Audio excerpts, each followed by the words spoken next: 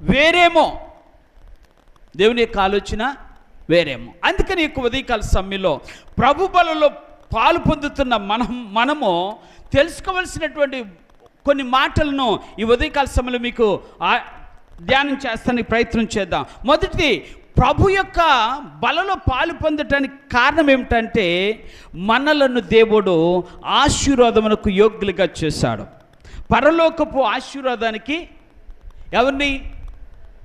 మనలను పరలోకపు ఆశీర్వాదానికి యోగ్యులుగా చేశాడు. రెండవ విషయాన్ని గురించి మనం గనక ఆలోచన చేస్తే, ప్రభు ప్రేమకు హక్కుదారుడుగా చేశాడు. ఎవరిని? బలలో చేవేస్తున్నామంటే ఆ ప్రేమ అనగా యేసుక్రీస్తు కల్వరి శిలువలో చూపిన ప్రేమ మన కళ్ళకు అద్భుతంగా కనపడాలి. ప్రేమ లేకపోతే, ప్రేమ చూపకపోతే, ప్రేమ గనక మనం గ్రహించకపోతే, ప్రేమను గుర్చిన అర్థం మనకు అర్థం కాకపోతే మనమందరం కూడా ధన్యులం కాము. ఆ ప్రేమ యొక్క ఔన్నత్యాన్ని, ఆ ప్రేమ యొక్క ఉన్నత తత్వాన్ని, ఆ ప్రేమ యొక్క ఔదార్యాన్ని తెలుసుకోవటంలోనే ఉంది గొప్పతనం. అది ప్రభు బల్ల సమీపించడం ద్వారానే జరుగుతుంది. ప్రభు బల్ల దగ్గరకు వచ్చినప్పుడు, ప్రభు బల్లలో మనం చేయి వేస్తున్నప్పుడు మనకు కనపడాల్సింది ఏంటంటే దేవుని ఆశీర్వాదంతో పాటు దేవుని ప్రేమ కనపడాలి. దేవుని ప్రేమ కనపడాలి. అయ్యో, నా కోసమే కదా ఇంత త్యాగము. ఆయన ప్రేమ చూపించిన దేవుడు నా కోసం నలగొట్టబడ్డాడు కదా. ఏం చేయబడ్డాడు? భక్తుడైన యెషయా అంటాడు, ఆయన శరీరమట నాగటి సాళ్ల వల్లే దున్నపడింది అన్నాడు. ఒక చిన్న గాయమైతే అల్లాడిపోతున్నాం. ఏమ రైట్? మీరు జాగ్రత్తగా ఆలోచించండి. దేవుడు మనిషిగా వచ్చి మన కొరకు గాయపడ్డాడు. ఎవరి కొరకు? దేవుడిగా గాయపడలైనా, దేవుడిగా గాయపడితే ఆయనకి అంత పెద్ద సమస్య ఉండేది కాదేమో, కానీ మనిషిగా వచ్చి గాయపడ్డాడో ఆయన శరీరము నాగటి సాళ్ళ చేత దున్నబడింది. ఆ ప్రేమకి ఎంత విలువ ఇవ్వగలుగుతావు? ఎంత విలువిస్తే ఆ ప్రేమకు సమానత్వం కలిగి ఉంటుందంటారు? ఎంత విలువ నువ్వు చూపిస్తున్నావో ఈరోజున ఈ ఉదయకాల సమయంలో మనం జ్ఞాపకం చేసుకోవాలి. ప్రేమ లేకపోతే ఈ రోజున నీవు నేను ఈ మందిరంలో ప్రార్థించేవారమే కాదు. అందుకని ఉదయకాల సమయంలో ఆయన ప్రేమ యొక్క ఉన్నతత్వాన్ని, ఔన్నత్యాన్ని అర్థం చేసుకోవటంలోనే ఉంది ప్రభు బల్లలో చేయి వేయటంలో ఉన్న గొప్పతనం. మూడో విషయాన్ని గురించి ఆలోచన చేస్తే, ప్రభు బలలో సమీపిస్తున్నామంటే ప్రభువు మహిమను మనము కన్నులారా చూడాలి. ఏంటి ఆ మహిమ? ప్రభు మహిమ ఎంత గొప్పదో చెప్పనా? ప్రభు మహిమలో ఉన్న ఔన్నత్యం, గొప్పతనం ఏంటో చెప్పనా? ఈ ఉదయకాల సమయంలో ప్రభు మహిమ ఎక్కడ కనపడుతుందో తెలుసా? కల్వరి శిలువలో కనపడుతుంది. రైట్? ప్రభు మహిమ ఎక్కడ కనపడుతుంది? కల్వరి శిలువలో కనపడుతుంది. ఆయనకున్నటువంటి గొప్పతనం ఏంటో తెలుసా? అంత బాధపడుతున్న నోరు మెదపని మహా గొప్ప దేవుడు ఆయన. ఏమన్నాడు? ఆయన నోరు మెదప గొర్రె గనక వదకు తేబడిన గొర్రె వలె ఆయన మౌనముగా ఉండేనన్నది బైబిల్లో. ఎలా ఉన్నాడు? మహిమను చూడాలంటే బలలో చేయిస్తున్న మనము ఎలా ఉండాలి? మౌనమైన గొర్రె వలె ఏ విధంగా అయితే ఆయన వధించబడతానికి సిద్ధంగా ఉన్నాడో మన జీవితాలను సమర్పించుకోవటానికి సిద్ధంగా ఉండాలి. దేవుని స్తోత్రాలు. మన జీవితాన్ని దేవునికి అర్పించుకోవటంలోనే గొప్పతనం ఉంది. మన జీవితాన్ని దేవునికి సమర్పించుకోవటంలోనే గొప్పతనం ఉంది. ఆ గొప్పతనాన్ని నీవు నేను పొందుకోవాలని ఆశపడుతున్న దేవుడు మనకేమిచ్చాడు అంటే ప్రభు బలలో పాలు పొందే కృపనిచ్చాడు. ఆమేన్ చెప్దాం. అందుకని వీటితో పాటు ఈ యొక్క ఉదయకాల సమయంలో ప్రభు బలలో పాలు పొందటానికి దేవుడిచ్చినటువంటి కొన్ని విషయాలను మనం ఏ విధంగా ఆలోచన చేయాలో భక్తుడైనటువంటి పౌలు గారు కొరింథీయులకు రాస్తూ మాట చెబుతూ ఉంటాడు. ఒక్కసారి ఆ వచనం చదువుతాను. 11వ అధ్యాయం 28వ వచనం చదువుతున్నాను. కొరింథీయులకు రాసిన మొదటి పత్రిక 11వ అధ్యాయం 28వ వచనం. చాలు, ఇక్కడ ఆగిపోతున్నాను. ఇక్కడ దేవుడు మాట్లాడుతున్నటువంటి మాట ఏమిటంటే, బలలో చేయి వేస్తున్న నువ్వు నేను చేయవలసిన మొట్టమొదటి పని ఏంటంటే మనము ఏం చేసుకోవాలి? స్వపరీక్ష చేసుకోవాలి. మనకు మనంగా. అందుకే చెప్తా, నేను బలలో చేయి వేసేటప్పుడు బలవంతంగా వేయమాకండి అని చెప్తా. ఎలాగ వేయకూడదు? బలవంతంగా వేయమాకండి. రెండోది, బలలో చేయి వేసేటప్పుడు బలలో చేయి వేసేటప్పుడు పక్క వారిని చూసి, అయ్యో ఇప్పుడు నేను బలలో చేయి వేయకపోతే వాళ్ళు ఏమనుకుంటారో అనుకొని వేయమాకండి. ఇది స్వంత నిర్ణయం అయి ఉండాలి. ఇది స్వంత ఆలోచన అయి ఉండాలి. నీ ప్రభు నీ కొరకు చేసిన కార్యములు గురించిన విశేషమై ఉండాలి. ఎప్పుడు? బలలో. ఇప్పుడు నేను మిమ్మల్ని అడుగుతాను, స్వపరీక్ష చేసుకోవటం అంటే ఏమంటారు? స్వపరీక్ష చేసుకోవటం అంటే ఏమనుకుంటున్నారు?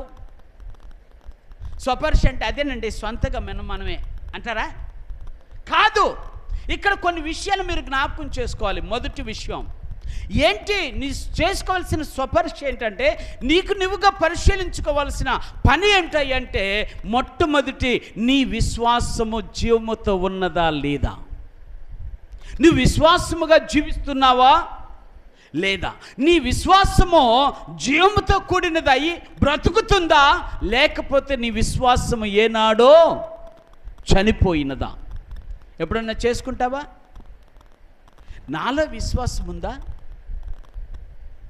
నేను బలలో చేయబోతున్నాను కదా, నాలో విశ్వాసం ఇంకా బ్రతికే ఉందా, జీవము కలిగినదిగా ఉందా, జీవముతో ఉందా అనే పరీక్ష నువ్వు చేసుకోవాలి, నేను చేసుకోవాలి. రైట్? విశ్వాసము కనుక లేకపోతే నువ్వు బలలో చెయ్యి వేసిన దానివలన ప్రయోజనమేమీ ఉండదు. విశ్వాసాన్ని పరీక్షించుకోవాలి. అందుకని భక్తులైనటువంటి పౌలు గారు హెబ్రీయులకు రాస్తూ అంటాడు, 11వ అధ్యాయం 6వ వచనం, విశ్వాసము లేకుండా దేవునికి ఇష్టడయ్యుండుట. ఏంటిది అంటే, నీ మొట్టమొదటి యొక్క ప్రాతిపదిక ఏంటంటే, మొట్టమొదటిగా దేవుని యొక్క భావ అంశం ఏమిటంటే, నీవు నేను విశ్వాసము కలిగిన వారముగా జీవించుచుంటే బలలో చేయి వేసే అధికారము దేవుడు నీకు నాకు అనుగ్రహిస్తాడు. అందుకని అనాలోచితముగా కాక అని రాయబడింది బైబిల్లో. ఇదే భక్తుడైన పౌలు గారు రాస్తా అంటాడు. ఎలాగా? అనాలోచితం అంటే ఆలోచించుకొని చెయ్యొద్దు, ఆలోచించుకోకుండా తినొద్దు, ఆలోచించకుండా త్రాగొద్దు. ఎందుకంటే ఇది నీకు నాకు విశ్వాస పరీక్ష. ఏంటిది? విశ్వాస పరీక్ష. నీకు నాకు విశ్వాసం బ్రతికి ఉందా? నీకు నాకు విశ్వాసము బ్రతికే ఉందా? బ్రతికే ఉందా? నీకు నాకు విశ్వాసము బ్రతికి ఉంటేనే బలలో చేయి వేసే అధికారం మనకుంది. ఏముంది? అవకాశం కాదు, అధికారం ఉంది. ఏం అధికారము? బలలో చేయి వేసే అధికారం. ఎందుకు? నా విశ్వాసం ఇంకా బ్రతికే ఉంది. ఎలా బ్రతికుందో? నీ విశ్వాసం ఎలా బ్రతికుంది? నీ విశ్వాసం ఎలా బ్రతికుంది? దేవునితో నీకున్న అనుభవాన్ని బట్టే బ్రతికే ఉంది. దేవునితో నీకున్న సంబంధాన్ని బట్టి అది బ్రతికే ఉంది. నువ్వు దేవుని ఎదుట చేసే ప్రార్థన బట్టే నీ విశ్వాసం బ్రతికే ఉంది. నువ్వు దేవుని సన్నిధిలో నిలిచే విధానమును బట్టే నీ విశ్వాసము ఇంకా బ్రతికి ఉంది. ఒకవేళ అలాగ లేకపోతే నీ విశ్వాసములో నిన్ను బ్రతకకుండా చేయటానికి ఏదో ఒక పురుగు నిన్ను తొలుస్తూ ఉంది. చెట్టని విశ్వాసాన్ని తొలుస్తున్నటువంటి పురుగు పోతే తప్ప విశ్వాసము జీవముతో ఉండటానికి అవకాశము ఉండదు. రైట్? అంతేనే కదా. పురుగు వేణులు తొరిస్తే చెట్టు ఏమవుతుంది? రోజు రోజుకి ఏమవుతుంది? అది రోజు రోజుకి క్షీణిస్తూ ఉంటుంది. ఒక దినాన అది ఎండిపోతుంది. కారణం ఏమిటి? ఎక్కడో చేదైన పురుగు చెట్టుకు పట్టింది.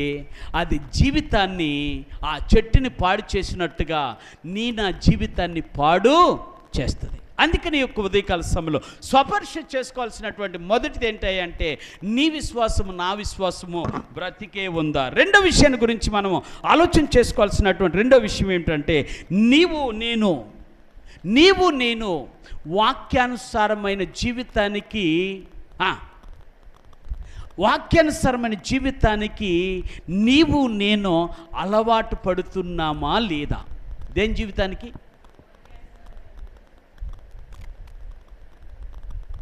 ఇప్పుడు చెప్పాలి, ఎంతమంది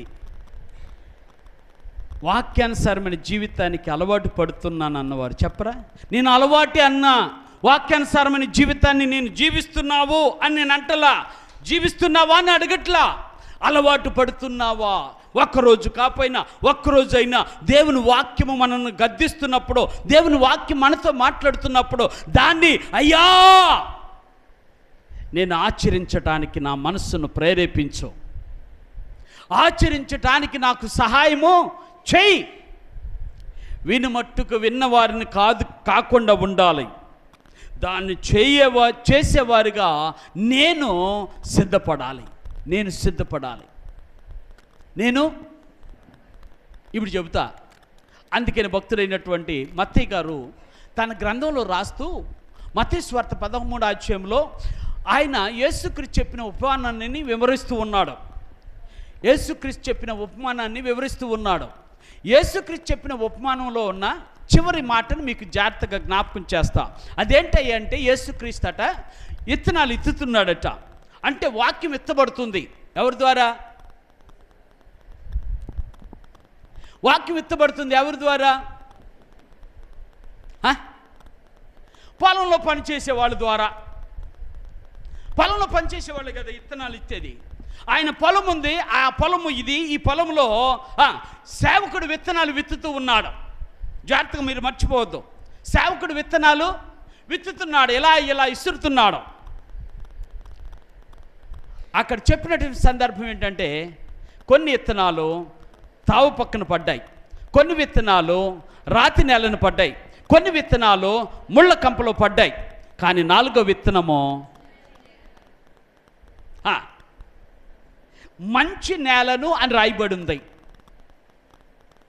అంటే దాని అర్థము మనం అనుకున్నట్టుగా నల్లరేగడి నేల కాదు.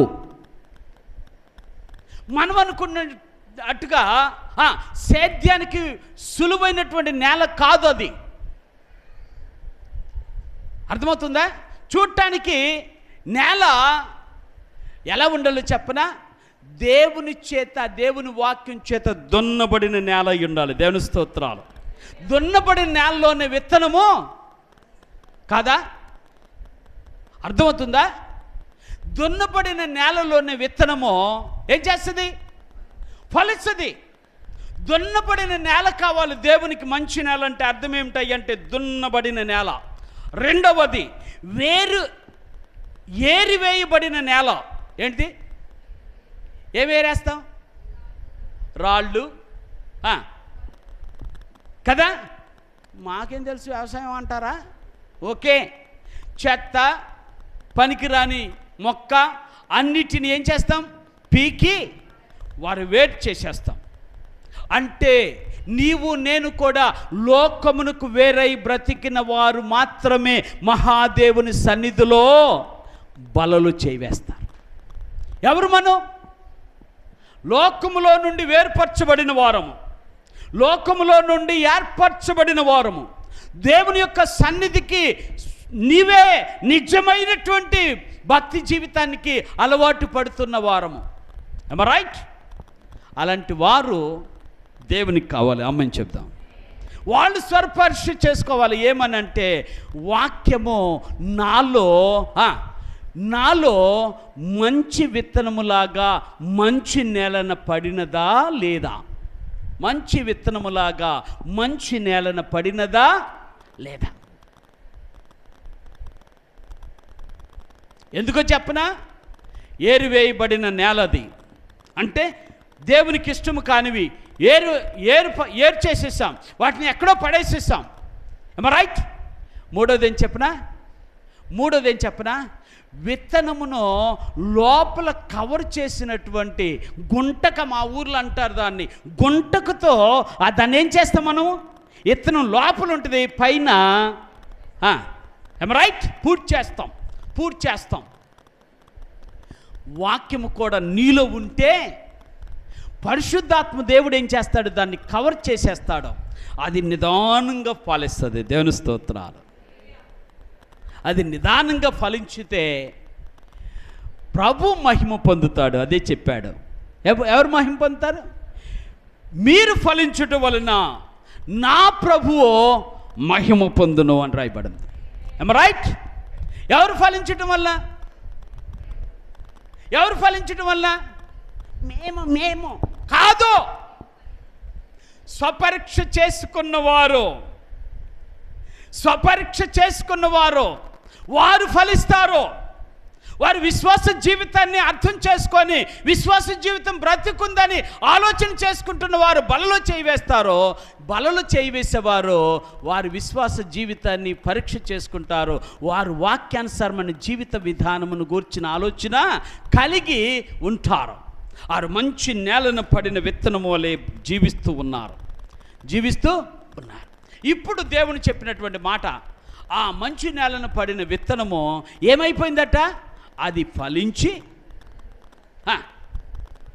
అర్థమవుతుందా?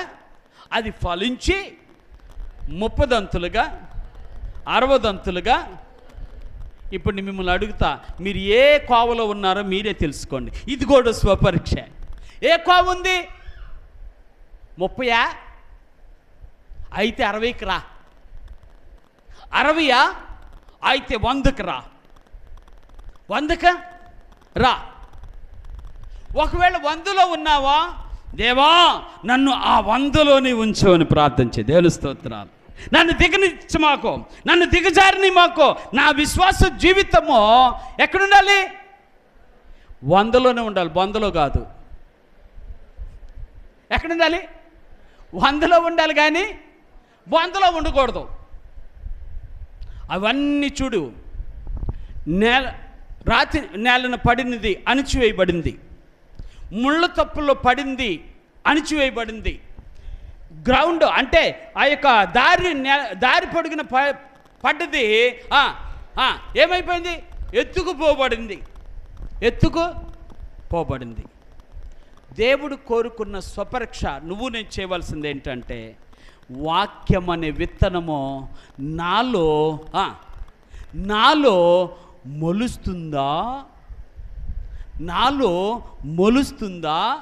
అది పూత పూస్తుందా, కాయ కాస్తుందా, ఫలవంతమైన జీవితానికి పునాదులు వేస్తుందా లేదా అనేది నువ్వు నేను చేసుకోవాల్సిన రెండవ పరీక్ష, స్వపరీక్ష.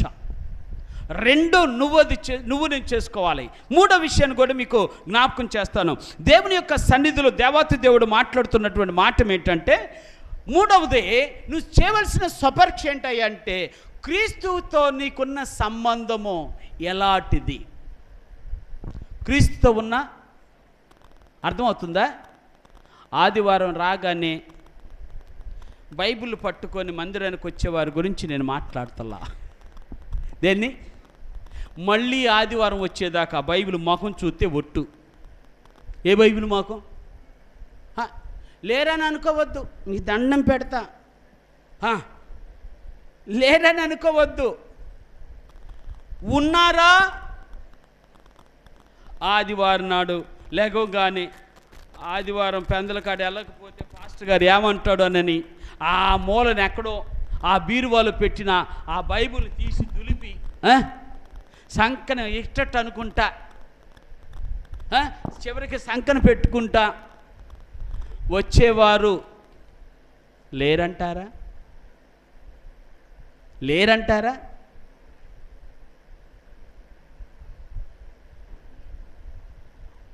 అలాంటి వారు ఉంటే ఎవరు? అలాంటి వారు ఉంటే స్వపరీక్ష చేసుకొని, అయ్యా నేను ఇక ఈ రోజు నుంచి ఆ స్థితికి నేను ఉండకూడదు, నీ బల్లో చేయి వేసే నేను ఫలవంతమైన జీవితంలోకి అడుగు పెట్టాలి. ఆమేన్ చెప్దాం.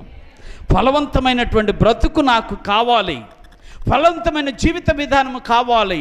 ఎందుకు అంటే అది నీతో ఉన్న సంబంధము నన్ను బలపరుస్తుంది, అది నా బంధకాల నుండి విడుదల కలిగిస్తుంది. అందుకే చెప్తున్నా, దేవునితో ఉన్నావా? దేవునితో ఉన్నావా? దెయ్యము కూడా దేవత ఉంది. ఏంటి? మళ్ళీ మిమ్మల్ని అంటున్నాను అనుకోవద్దమ్మ, దండం పెడతా. దేవునితో ఉంటే ఏమవుతుంది? దెయ్యము కూడా దేవత అవుద్ది. దేవుడు లేకుండా ఉంటే దేవత కూడా ఏమవుద్ది? ఇక ఇప్పుడు మీరే తెలుసుకోవాలి, ఇక మీకు అప్పగిస్తున్నా. అర్థమవుతుందా? దేవుని సన్నిధిలో చెప్తున్నా, నీకు దేవునితో ఉన్న సంబంధమే నీ జీవితాన్ని అద్భుతమైన రీతిలో బాగు చేస్తుంది. అద్భుతమైన రీతిలో బాగు చేస్తుంది. దేవునితో సంబంధం లేకుండా ఉంటే ఓకే. ఇప్పుడు చెప్తా మీకు. దేవుడు అన్నాడు, సంఘము నా శరీరము, ఆ సంఘమునకు శిరస్సు నేనే అన్నాడు. ఏమ రైట్? దేవునితో సంబంధం ఉంటే శిరస్సు క్షేమం, సంఘంతో సంబంధం ఉంటే దేహము క్షేమం. దేహము క్షేమం ఉండాలా? సంఘంతో క్షేమం ఉందా? సంఘానికి క్షేమం ఉందా? ఉంది అంటే నువ్వు సంఘములో సరి అయిన సంబంధం కలిగి ఉన్నావు అని అర్థం. సరి అయిన సంబంధం కలిగి ఉన్నావు. సంబంధం సరిగా లేకపోతే దేవుడు ఆనందిస్తాడా? ఇప్పుడు చెప్తా. ఈ ఏలుకి, ఇది చిటికిన వేలు అంటారు కదా, ఈ ఏలుకి చిన్న గాయమైతే అది బాగా వేదన కలిగించేది అయితే సాయంత్రానికి నాకు జ్వరం వస్తుందా రాదా? ఏలికి నాకేంటి సంబంధం? తగిలింది గాయం దీనికి కదా. ఈ శరీరం అంతా వేడైపోయింది ఎందుకు? ఈ శరీరం అంతా బలహీనమైపోయింది ఎందుకు? ఈ శరీరం అంతా బరువు అయిపోయింది ఎందుకు? ఈ శరీరం అంతా బాధ పెడుతుంది ఎందుకు? ఆ జ్ఞానం మనకు కావాలి. సంఘముతో సరి అయిన సంబంధం లేకపోతే దేవునితో ఉన్న సంబంధం కరెక్ట్ అయినది కానే కాదు. దేవునితో ఉన్న సంబంధం సరి అయినదైతే సంఘముతో ఉన్న సంబంధం కూడా సరి అయినదే అవుతుంది. రైట్? అంటే మీ భాషలో చెప్తా, మీకు అర్థమయ్యే రీతిలో చెప్తా. తాడి చెట్టుకి కొబ్బరికాయలు రావు, వస్తాయా? ఎందుకు రావు? సిమిలారిటీ చాలా ఉన్నాయి. రైట్? దానికి మీరు కనుక చూస్తే ఏళ్ళు కూడా తాడి చెట్టు వేళ్ళు, కొబ్బరి చెట్టు వేళ్ళు ఒకలాగానే ఉంటాయి. ఆ యొక్క ఏమంటారు, ట్రంక్, ఆ యొక్క ఇది ఉంది కదా మొద్దు, అది కూడా ఎలా ఉంటుంది? ఆల్మోస్ట్ సేమ్గానే ఉంటుంది. రైట్? కానీ విచిత్రం ఏమిటయ్యా అంటే దాని కాయలు ఒకలాగుంటాయి, దీని కాయలు ఒకలాగుంటాయి. దాన్ని కోస్తే 3 ముంజులు ఉంటాయి, లేదా 2 ముంజులు ఉంటాయి. దీన్ని కోస్తే ఒక్కటే ఉంటుంది. ఎంత తేడా ఉందో! Taste is different, style is different. ఏమ రైట్? Style is different. క్రైస్తవ జీవితం అంటే అలా ఉండాలి. క్రైస్తవ జీవితం అంటే ఎలా ఉండాలి? సరి అయిన సంబంధం కలిగిన వారముగా ఉంటే దేవుడు ఆనందిస్తాడు. అబ్బా, నా తల ఎలాగైతే ఉందో నా శరీరము కూడా అలానే ఉంది అంటే ఆయనకు ఆనందం కాదా? ఉంటుందా? నా బిడ్డలు నాలాగా ఉన్నారు. ఎవరు అంటావా? అనువా? అమ్మా, నీ కొడుకేమో సేమ్ నీకులాగా ఉన్నాడు ఏంటమ్మా?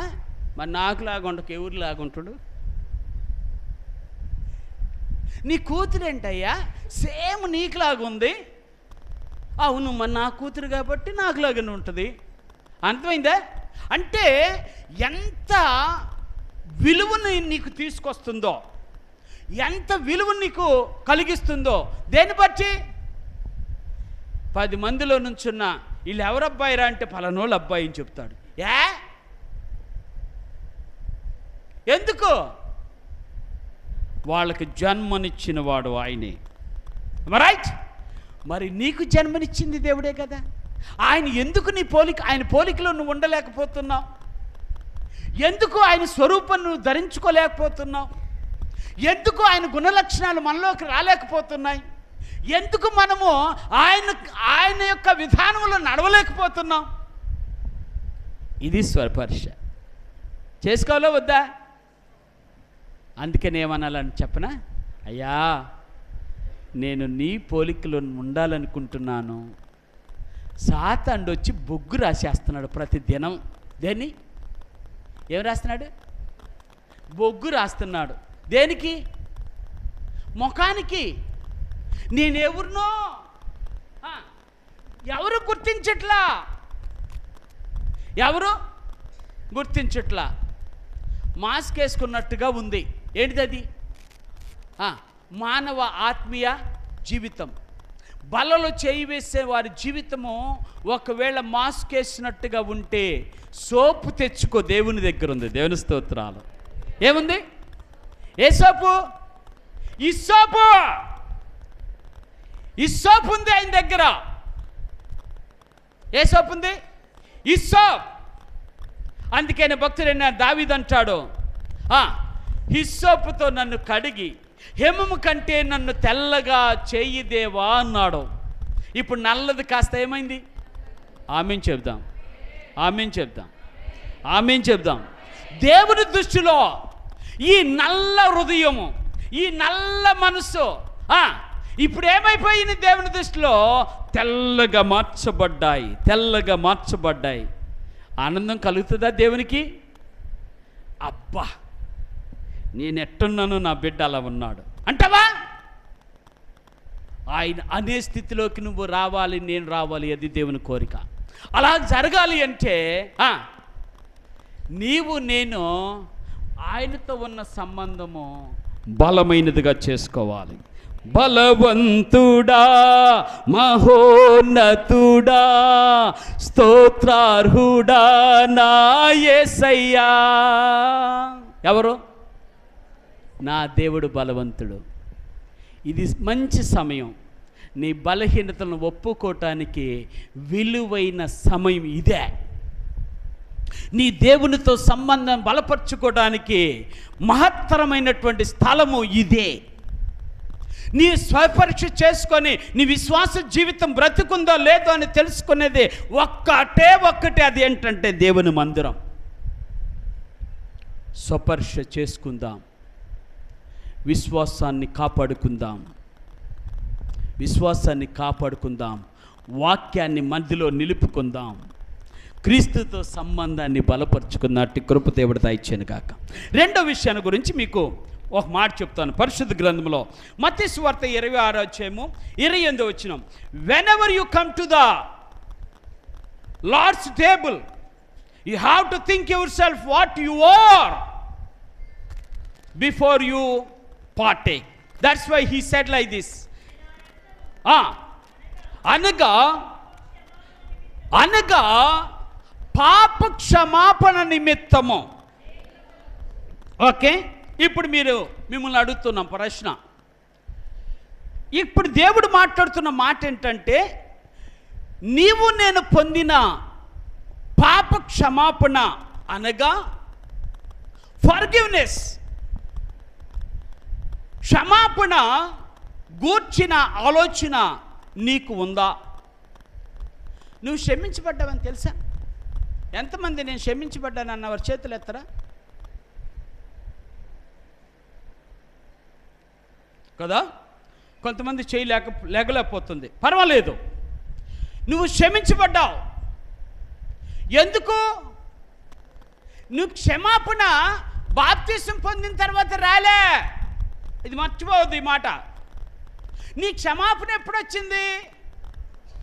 యేసయ్య దగ్గరకు వచ్చి యేసుని నా సొంత రక్షకుడిగా, నీ సొంత రక్షకుడిగా అంగీకరించి ఆయన యందు విశ్వాసముంచిన మరుక్షణమే నీ పాపమునకు ప్రాయశ్చిత్తం జరిగింది.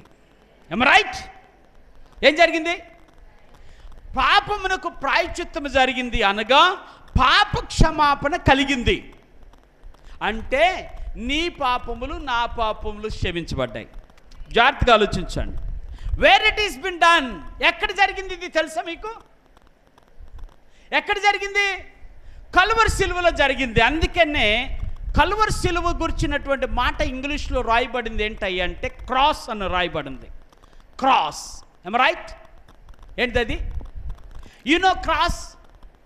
Man is going this way.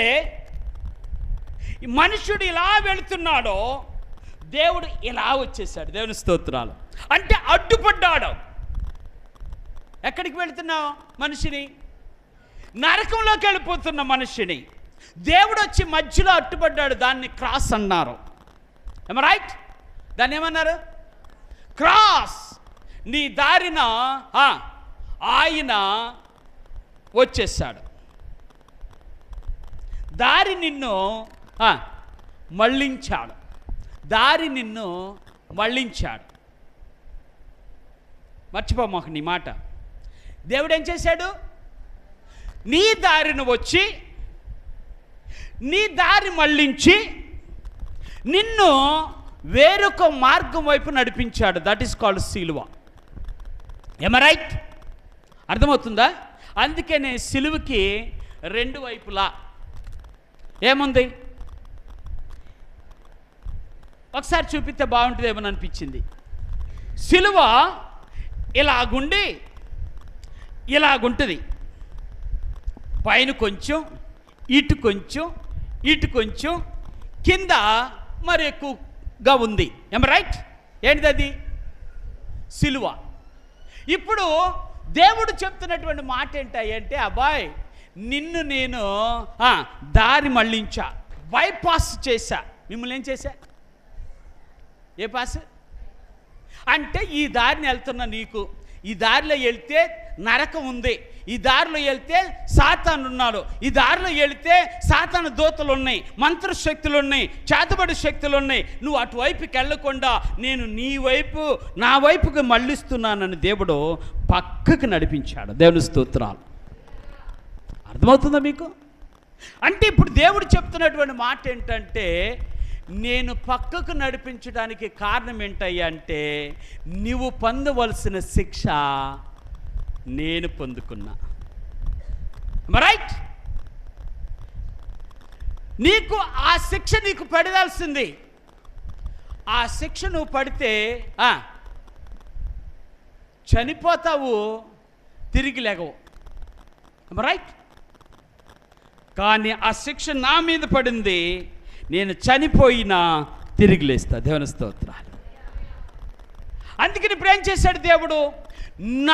తనని ఎవరైతే నమ్ముకున్నారో వారికి పాప క్షమాపణ దయచేసి ఏం చేసి ఒకసారి ఆ వచనాన్ని కూడా మీకు చదివి వినిపిస్తా, మీకు అర్థమవుతుంది. యోహాను సువార్త 1వ అధ్యాయము 12 వచనం చదువుతున్నాను. నా కోసం ఎవరైనా సహాయపడరా ప్లీజ్.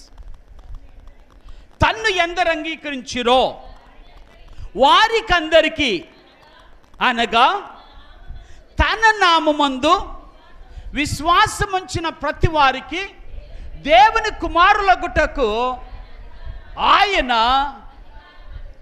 అర్థమైందా మీకు? 3 in 1 బాటిల్. ఓకే, ఒక్క సీసాలో 3 విషయాలు. మొదటిది దేవుడు చెప్పినటువంటి మాట, తన యందు విశ్వాసముంచిన వారికి. రెండవది, దేవుని పిల్లలు అవుతారు. మూడవది, వారికి అధికారము ఇవ్వబడింది. అధికారము అందుకని చెప్తా, ఏమని చెప్తాను తెలుసా? పిల్లలు ఎవరికి కావాలి? తల్లిదండ్రులకు కావాలి. ఎవరికి కావాలి? అవును కదా. పిల్లోడు వచ్చి వాడు భూమి మీద నుంచి పడిన తర్వాత వెంటనే లేతే కొన్ని కాలం అయిన తర్వాత, మీరు కన్నారు నన్ను, కనకుండా ఉంటే బాగుండేదిగా అంటాడా? మీకు తెలియదులే అంటారు. ఎందుకు? వాళ్ళకి ఏమొచ్చింది? అధికారం వచ్చింది. ఏమొచ్చింది? అధికారం వచ్చింది. వారిని పిల్లలు. దేన్ని బట్టి? వాడికి తెలుసా నువ్వు కన్నావని? వాడికి తెలుసా నువ్వు కన్నావని? ఏంది అందరమా? వాడికి తెలుసా నువ్వు కన్నావని అంటే అందరూ మౌనంగా ఉన్నారు. తెలుసా?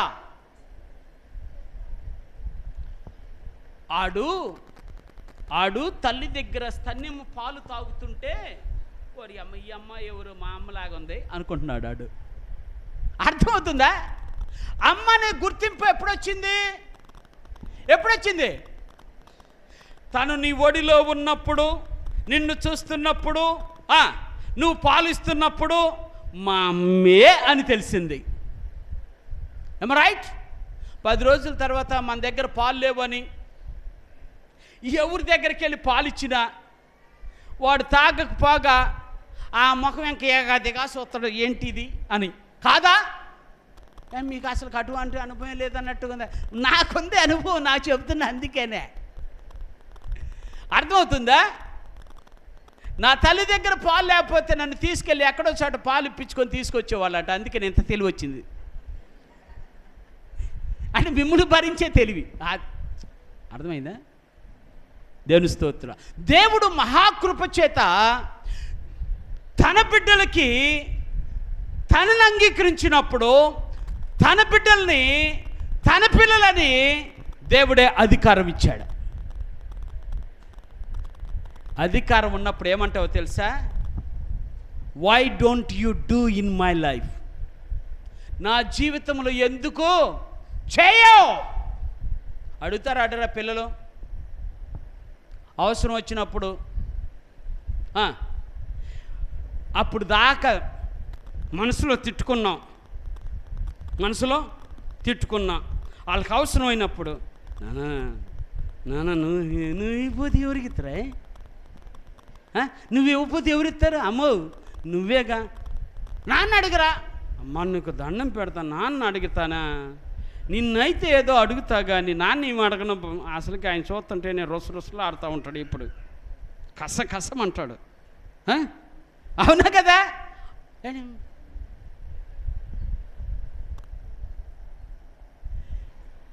నిజమా కాదా? నిజమే. తండ్రిని అడగలేరు కుమారులు. ఓకే, కుమారులు తల్లిని అడుగుతారు. తల్లిని అడగలేరు కుమార్తెలో, తండ్రిని అడుగుతారు. కారణం ఏంటో తెలుసా? There is a relation built by the Lord. In same manner you must be build your relationship with the Lord.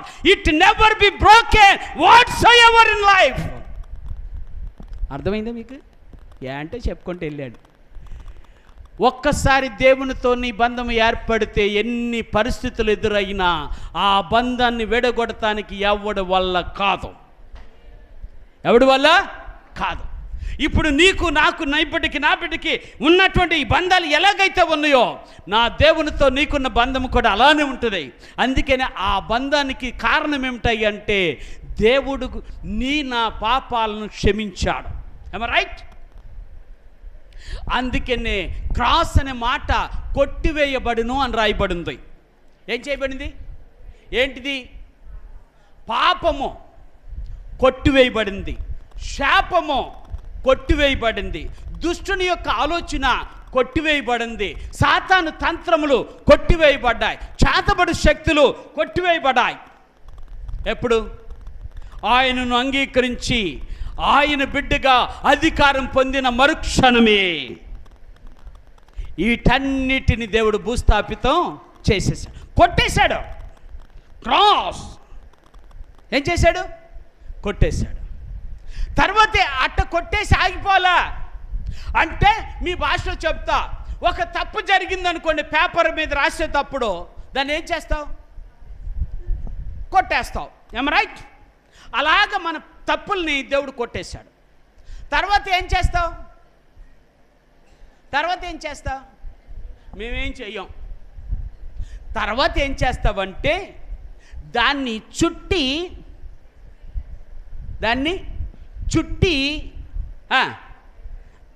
ఆడ పెట్టుకుంటాం. దాన్ని చుట్టి దేన్ని అంటే మన భాషలో చెప్పాలంటే కొట్టివేయబడిన పాపాన్ని తుడిచి వేస్తావు. ఏమ రైట్? తుడిచి అంటే ఆ పేపర్ చింపి ఇక్కడ పెడతావు. ఇక్కడ పెడితే ఎప్పుడొకటి గుర్తొస్తుంది. అంటే మీ భాషలో అర్థమయ్యే రీతిలో చెప్తున్నా, చేపను గనక ఎండి చేపను గనక పిల్లి దగ్గర పెడితే దాని మనసు అంతా ఏముంటుంది? చేప మీదే ఉంటుంది. అర్థమైందా?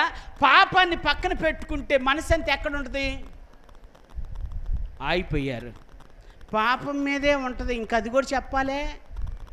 దేని మీద ఉంటుంది? పక్కనే ఉంది.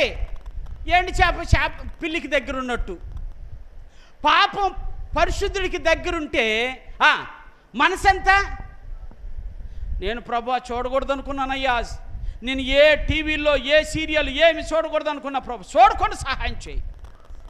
అమ్మో ప్రభు, నేను ఆ దారికి వెళ్ళకూడదు అనుకున్నాను, ప్రభు వెళ్ళకూడదు అనుకున్నా, వెళ్ళేసేసా. అమ్మో రైట్? అర్థమవుతుందా మీకు? ఇది జీవితానికి దేవుడు ఇస్తున్నటువంటి అద్భుతమైనటువంటి అవకాశం. దేవుడు మనకు అనుగ్రహిస్తున్నటువంటి అద్భుతమైన జీవన విధానము అనగా క్రైస్తవ జీవన విధానం. ఆ పాపాన్ని దేవుడట చూశాడట, కొట్టేశాడు, తర్వాత తుడిచేశాడు. ఎట్టాగున్నా కూడా మళ్ళీ ఎప్పుడొకప్పుడు గుర్తుకొస్తుందని తీసుకెళ్ళి ఎత్తేసాడు. దేవుని స్తోత్రాలు. ఎత్తివేశాడు. ఎక్కడ? మరలా నీకు కనపడినంతగా. ఈ మనస్సు ఈ క్షమాపణ నువ్వు పొందినావని గ్రహిస్తే బల్ల నీకు దీవెనవుతుంది, బల్ల నీకు ఆశీర్వాదం అవుతుంది. చెయ్యి వేసిన హస్తము దీవించబడుతుంది. చెయ్యి వేసిన ప్రతి ఒక్క బిడ్డ దీవించబడతాడు. కారణం ఏమిటాయి అంటే అందుకనే భక్తుడైనటువంటి పౌలు గారు చెప్తుంటాడు. ఒకసారి వచ్చి నువ్వు చదువుతాను, మీకు అర్థమవుతుంది. మరలా వెళ్దాం. 11వ అధ్యాయము. ఓకే, 27 వచనం. కాబట్టి ఎవడు అయోగ్యముగా ప్రభు యొక్క రొట్టెని తినునో లేక ఆయన పాత్రలోనిది త్రాగునో వాడు ప్రభు యొక్క శరీరమును గూర్చియు రక్తమును గూర్చియు అపరాధి అగును. కాబట్టి ప్రతి మనుష్యుడు తను తాను పరీక్షించుకొనవలెను. అలాగు చేసి ఆ రొట్టెని తిని ఆ పాత్రలోని త్రాగవలెను. ప్రభువు శరీరమని వివేచించక తిని త్రాగువాడు తనకు శిక్షావిధి కలుగుటకే తిని త్రాగుచున్నాడు. అందువలననే మీలో అనేకులు బలహీనులను రోగులనై ఉన్నారు అన్నాడు. ఎవరు ఎవరు ఎవరు అంటే నెంబర్ 1 స్వపరీక్ష చేసుకొని వారు. రెండవది పాప క్షమాపణ పొందామని గుర్తింపు లేనివారు. ఏం క్షమాపణ? పాప క్షమాపణ పొందాం. పాప క్షమాపణ పొందాం. దేవుడే మన పాపమును క్షమించాడు.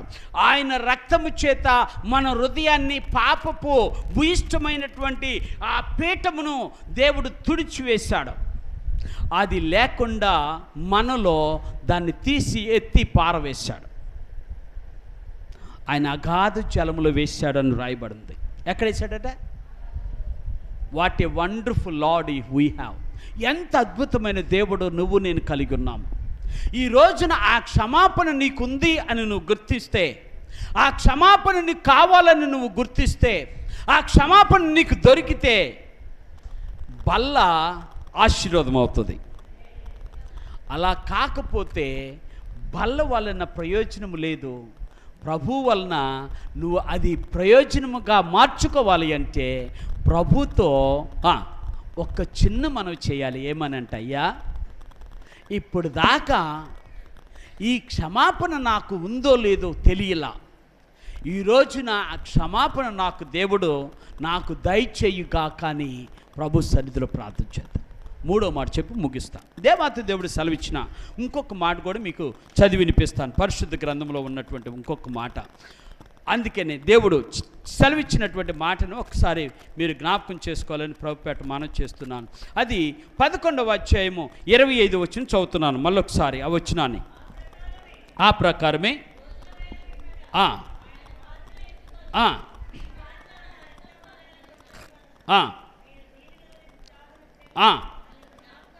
చాలు. మూడవది, బల్లలో చేయి వేస్తున్న ప్రతి ఒక్కరికి గుర్తుంచుకోవాల్సిన ఒక విషయం ఏమిటంటే, దేవుడు విశ్వసించిన ప్రతి ఒక్కరు అనగా యేసుక్రీస్తు నామములో బాప్తిసం పొందిన ప్రతి ఒక్కరు అనగా యేసుక్రీస్తు యొక్క క్షమాపణ పొందిన వారు ప్రతి ఒక్కరు అనగా దేవుని యొక్క రక్షణ భాగ్యములో ఉంటూ దేవునితో సంబంధం కలిగి స్వపరీక్ష చేసుకొని దేవునితో బలపరచబడుతున్న ప్రతి ఒక్కరూ ఆలోచించవలసిన కార్యాన్ని గురించి దేవుడు మాట్లాడుతున్నాడు. ఏమంటాడంటే, నీకు దేవుడు ఒక బాధ్యతను ఇచ్చాడట. అందుకని నేను ఇక్కడ ఏం రాసుకున్నానంటే, మన బాధ్యతను గుర్తు చేస్తున్నాడు దేవుడు. దేని ద్వారా? బలలో చేయి వేయడం ద్వారా మనకు ఒక బాధ్యతను గుర్తు చేస్తున్నాడు. ఏంట బాధ్యత అంటే, ఇక్కడ బైబిల్లో చెప్పిన మాట, ఆ రొట్టెను తిని ఆ పాత్రలోనిది త్రాగు. ఏంటిది? ఆ రొట్టెను తిని కదా తాగుతామా? కాకపోతే వివేచించి తాగుతాం. ఎలా తాగుతాం? దొరికిందిలే, ఇచ్చారులే కాదు. ఏమని వివేచిస్తాం? వివేచిస్తాము అంటే, దేవుడు నాకు ఒక బాధ్యతను ఇస్తున్నాడు. అందుకని చెప్తా, every believer has his own responsibility towards his Kingdom. Okay, ఆయన ప్రతి ఒక్క విశ్వాసికి ఆయన రాజ్యమును గూర్చినటువంటి బాధ్యతను అనుగ్రహించాడు. ఆయన రాజ్యమును గూర్చిన బాధ్యతను అనుగ్రహించాడు. ఓకే, అందరికీ ఉంది బాధ్యత. బాధ్యత లేని వాళ్ళు దేవుని బిడ్డలు కాదు. ఇప్పుడు నీకు చెప్తా, కుటుంబంలో బాధ్యత ఉందా? ఎవరు బాధ్యత మోస్తారు? అదే చింత మనకంతా. నేనేమంటాను తెలుసా? వయసు వచ్చిన ప్రతి ఒక్కరు బాధ్యత ఉండాలా వద్దా? ఏమ రైట్? వయసు వచ్చిన ప్రతి వారికి ఇంట్లో బాధ్యత ఉండాలా వద్దా? మరి వయసు వచ్చిన నీకు నాకు దేవుని మందిరంలో బాధ్యత ఉందా లేదా? ఏమో, అదైతే తెలుసు, కానీ ఇది అట్ట తెలిసింది అంటారా? ప్రతి ఒక్కరికి బాధ్యత ఉంది. ప్రతి ఒక్కరు బాధ్యులే. ఏంటా బాధ్యత అంటే, బాప్తిసం తీసుకున్న ప్రతి ఒక్కరు బలలో చేయవాలి. అది బాధ్యత అంతే. బాప్తిసం తీసుకున్న ప్రతి ఒక్కరూ ఇదెట్లా చేయాలి? ఏమ రైట్? వేయాలా వద్దా? అయ్యో నాకు ఇవాళ కుదరలేదయ్యా. కుదరకపోతే ఏం చేయాలి? కుదిరించుకోవాలి. అయినా కుదరలేదు, ఏం చేయాలి? చెప్పాలా? ఇది దేవుని బల్ల, నీకో బాధ్యత ఉంది. ఆ బాధ్యత ఏంటంటే నువ్వు ఆ బల్లలో చేయి వేసి తినాలి, కానీ నువ్వు మందిరంలో లేవు, ఏం చేయాలి?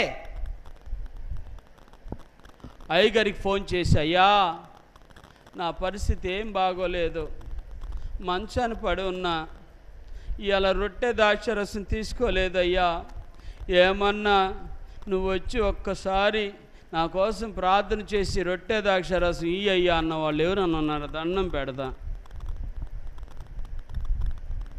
ఏం బాధ్యత ఉంది నీకు? బల్లలో చెయ్యి వేయకపోవటం పాపమని తెలియదా? బల్లలో చెయ్యి వేయకపోవటం వలన దేవుని కలువరి సిలువ వ్యర్థమైందని తెలియదా? దేవుని ప్రేమ వ్యర్థమైందని తెలియదా? బల్లలో చెయ్యి వేయటం వలన దేవుని మహిమను చూస్తామని ఆశ ఉన్న నీకు చెయ్యి వేయకపోతే మహిమ పోతుందని తెలియదా? అన్నీ తెలుసు, కానీ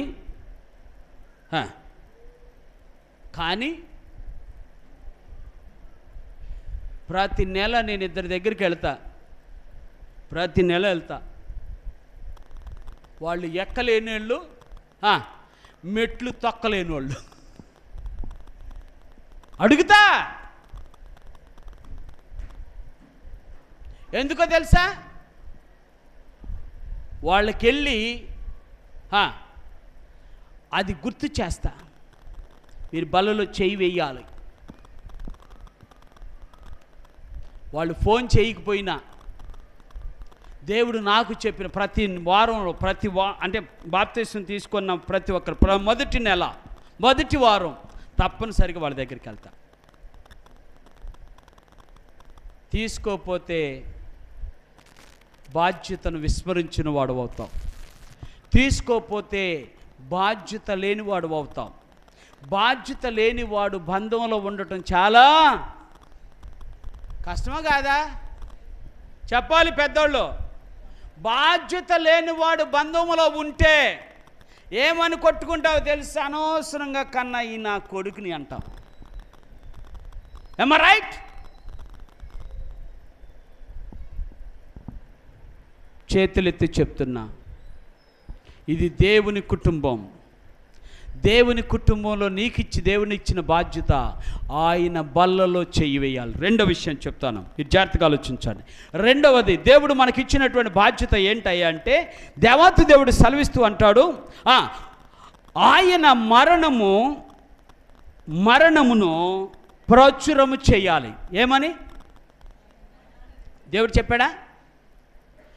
ఆయన వచ్చేంత వరకు బలలో చేయి వేస్తున్నామంటే ఏంటి అర్థం తెలుసా?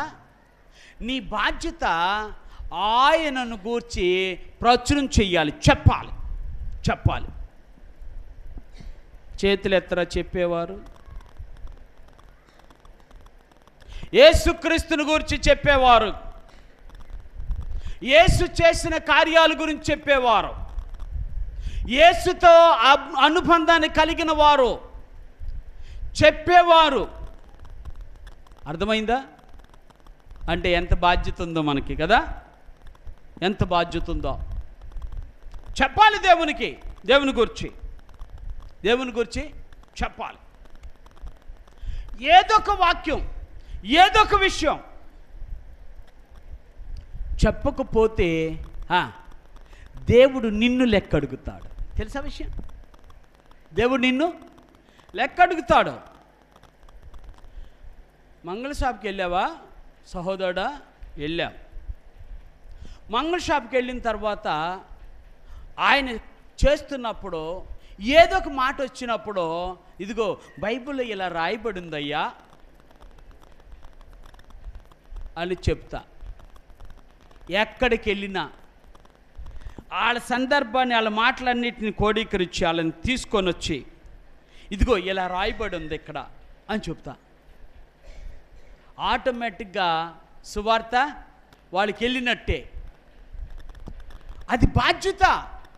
ప్రాచుర్యం చేయాలి, తాగాలి, ప్రాచుర్యము చేయాలి. చివరిది బైబిల్లో చెప్పిన మాట లూకాసు వార్తలు అంటాడు, 22వ అధ్యాయము 16వ వచనంలో అంటాడు, ఆయనకట బల్లలో చెయ్యి వేయవాలన్న ఆశ కలిగిందట. బైబిల్లో చివరిగా యేసుక్రీస్తు కలువరి సిలువకి ఎక్కే ముందు చివరిగా ఆయన శిష్యులతో బలలో చేయి వేశాడు. అక్కడ అంటాడు, ఇది దేవుని రాజ్యము. 16వ వచనం అమ్మ, లూకాసు వార్త 22వ అధ్యాయం 16వ వచనం.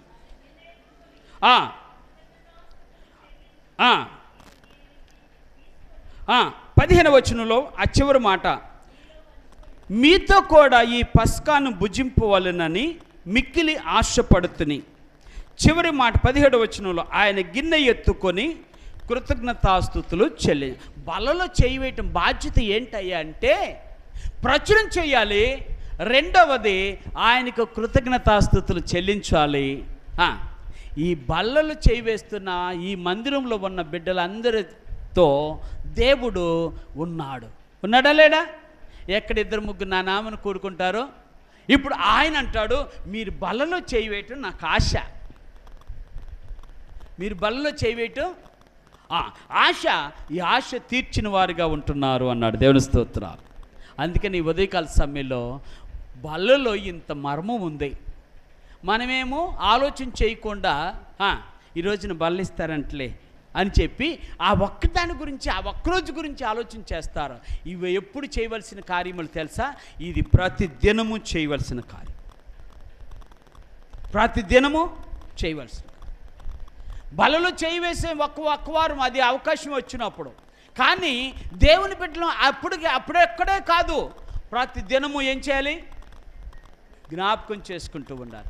ప్రతి దినము ప్రచురం చేస్తూ ఉండాలి. ప్రతి దినము విశ్వాస పరీక్ష చేసుకుంటూ ఉండాలి. ప్రతి దినము దేవుని సన్నిధిలో దేవునితో ఉన్న బంధాన్ని బలపరుచుకుంటూ ఉండాలి. ప్రతి దినము వాక్యము చేత మనము నిత్యము ఉదక స్థానం చేయబడుతూ ఉండాలి. అలా చేసినటువంటి విశ్వాస జీవితము దేవుని దృష్టిలో విలువైనది. దేవుని స్తోత్రాలు. అలాగ దేవుడు మనకు కృప చూపించి నడిపించునుగాక. అందరం కళ్ళు మూసుకుందాం. బలలో చేయబోతున్నాం కాబట్టి ఇక ఉదయకాల సమయంలో ఒక్కసారి దేవునితో ఒక చిన్న మనవి చేసుకుందాం.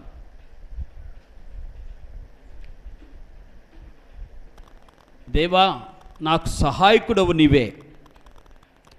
నీ కృప చొప్పున బలలో చేయి వేయటానికి సహాయం చేయి అని ప్రభు సన్నిధిలో ప్రార్థన చేద్దాం. అందరూ సాధ్యమైనంత వరకు ప్రార్థన చేసుకోండి. అయ్యా, మా విశ్వాస పరీక్ష చేసుకోవడానికి సహాయం చేయి. మాకు నీతో ఉన్న అనుబంధము, బంధము ఎంత అద్భుతమైనదో గ్రహింపునకు లోనేటానికి సహాయం చేయి. మాకిచ్చిన బాధ్యతను గుర్తు చేస్తున్నావు. ఆ బాధ్యతను మేము నెరవేర్చే బిడ్డలుగా ఉండటానికి సహాయం చేయి. ఇదే నీ ప్రార్థన అయితే నాతో ఏకీభవించండి. పరిశుద్ధాత్మ దేవుడు మనతో సహాయంగా ఉండి నడిపించునుగాక. దేవాని స్తుతులు చెల్లిస్తున్నాం. బలలో చేయవైపోతున్న మమ్మలను ప్రభువా, మమ్మల్ని పరిశీలించుకోవడానికి సహాయం చేయండి. మా బాధ్యతను గుర్తించడానికి సహాయం చేయండి. మేము పొందిన పాప క్షమాపణ విలువను గుర్తించడానికి సహాయం చేయండి. మీరే తోడుగుండి నడిపించి మహిమ పొందమని యేసు నామమున ప్రార్థించండి వేడుకుంటున్నాను పరమ తండ్రి. ఆమేన్. ప్రభువుని యేసు నప్పింపు రాత్రి ఒక రొట్టెని ఎత్తుకొని కృతజ్ఞతాస్తుతులు చెల్లించి, ఇది మీ కొరకు నిలగొట్టబడిన నా శరీరము, దీన్ని త్రాగినప్పుడల్లా తిన్నప్పుడల్లా జ్ఞాపకం చేసుకోమని సెలవిచ్చిన దేవుని